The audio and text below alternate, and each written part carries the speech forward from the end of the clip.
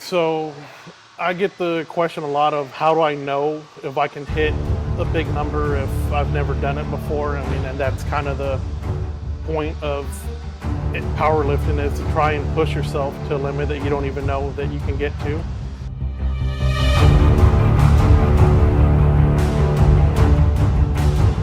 Going up to a bar, just walking up to something that's heavy, heavier than anything you've ever done, you kind of have to take yourself to a different state of mind.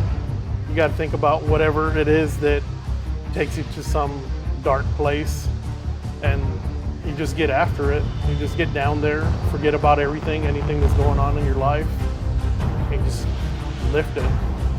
There's nothing. There's no other option. It's just either you get up there, you hit the weight, or you fell for everybody. So either you put in all that work to not get it, or just go up there and lift. And after that, it just feels good. You just get a high from it. It's almost like a runner's high. It's addicting. There's nothing else like it. Accomplishing something that a lot of people probably thought you couldn't get to.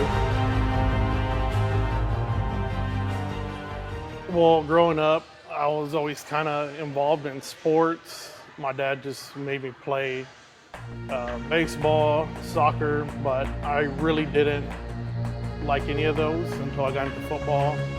Around 10 years old, I played from 10 up until I was 21. Played a little college ball at University of North Texas in Denton. And so football was pretty much just responsible for the foundation to help me with weightlifting. And before that, I never really was just mainly into weightlifting. It was mostly just performance-based training.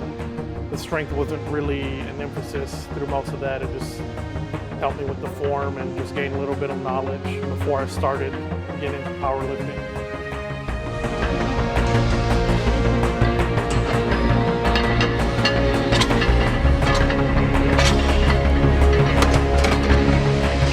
When I was done playing football, I kind of just missed the competitive itch, and after I was done playing, I just stopped weightlifting, running altogether.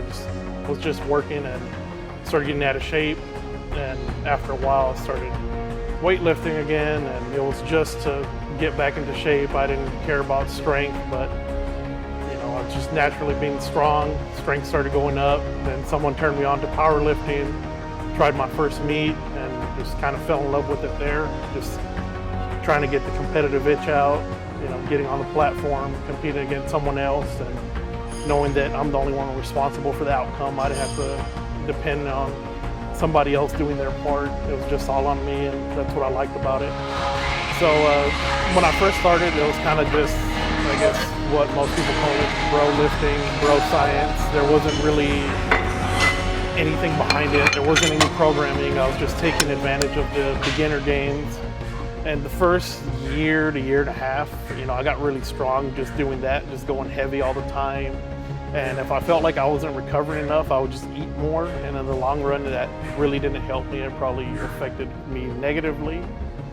And I got to my third meet, and I scratched on all my bench attempts, which bombed me out of the meet. After that, I got with Josh Bryant from Jailhouse Strong, and he helped me with my fourth meet, which was back in March, where I hit a 1928 total.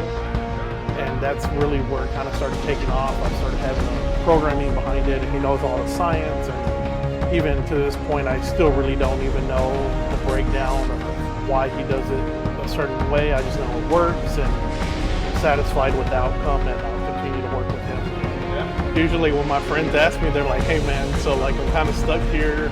Or like when I get to the bottom of a squat or a bench, they'll be like, what do I do? I'm like, well, it's like what you want to do when you get to the bottom of a bench press or squat, or when you get stuck on a deadlift, like just don't be a bitch. Just tell them, like, don't be scared.